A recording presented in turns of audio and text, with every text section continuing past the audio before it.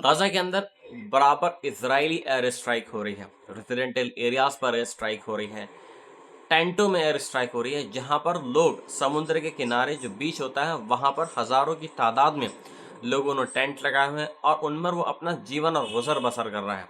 इसके अलावा अभी 3 से 4 दिन पहले एक समुद्र के किनारे पर ही, जो पहले कभी एक कैफ़े हुआ करता था, जब गाज़ा बिल्कुल सही सलामत था, कोई भी इसराइल का वहाँ पर अटैक नहीं हुआ था, उस टाइम का वो आज जो कैफ़े है, आज उसको भी मलबे में तब्दील कर दिया। बताया जा रहा है कि कुछ रिपोर्टर्स, कुछ फोटोग्राफर्स वहाँ पर एक चार्जिंग पॉइंट था, एक इंटरनेट कनेक्शन था, तो ज़रा उस चीज़ के लिए वहाँ पर वो लोग जाते थे और थोड़ा सा इंटरनेट एक्सेस करने के लिए, ये इलेक्ट्रिसिटी वहाँ से मिल जाए, इस चीज़ के लिए एक साथ में इकट्ठे होते थे। और इसके अलावा कुछ और जो दूसरे लोग थे, वो एक तरह का लैंडमार्क था, वहाँ पर वो लोग इकट्ठे हो जाते थे। लेकिन अब खबर ये आई कि उस जो कैफ़े है उसको भी एयर स्ट्राइक में बिल्कुल तबाह और बर्बाद कर दिया। दूसरी खबर एक ये है कि जो पूरे 24 घंटे का एक यहाँ पर रिपोर्ट सामने आई है कि कितने गज़ा के लोग यहाँ पर मरे हैं, तो कम से कम 105 आज फ़िलिस्तीनी या गज़ा के लोग आज मरे हैं इजरायली एयर स्ट्राइक में। इजरायली एयर स्ट्राइक में भी मरे हैं, और दूसरा जो मरे हैं, जो 8 सेंटर्स, जो जीएचएफ का जो 8 सेंटर चल रहा है अमेरिका और इसराइल की मदद से। एक अभी मैंने अपनी जो लास्ट वीडियो मैंने अपलोड की थी जीएचएफ के बारे में, मैंने आपको बताया कि किस तरीके से जीएचएफ जो है इसराइल को हथियार के तौर पर,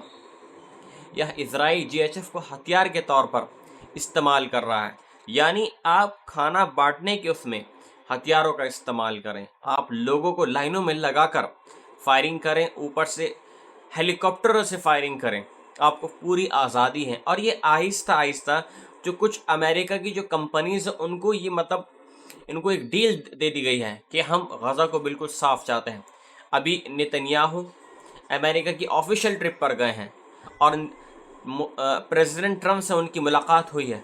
इस मुलाकात में जब वो डिनर कर रहे थे, जब वो खाना खा रहे थे, तो इस टाइम में सबसे पहले तो उन्होंने एक चीज़ का मतलब ये है कि एक चीज़ का लेटर डोनाल्ड ट्रम्प को दिया कि मैं मतलब ये है कि इस चीज़ के लिए मतलब इनकरेज करता हूँ कि ट्रम्प को एज ए नोबेल प्राइज़ मिलना चाहिए। जिस तरीके से उन्होंने जो 12 दिन का जो ये वॉर चल रहा था, ईरान और इसराइल का जो वॉर चल रहा था, उसमें उन्होंने काफ़ी अच्छा काम किया है और उन्हीं की वजह से ये सीज़ फायर पॉसिबल हो पाया,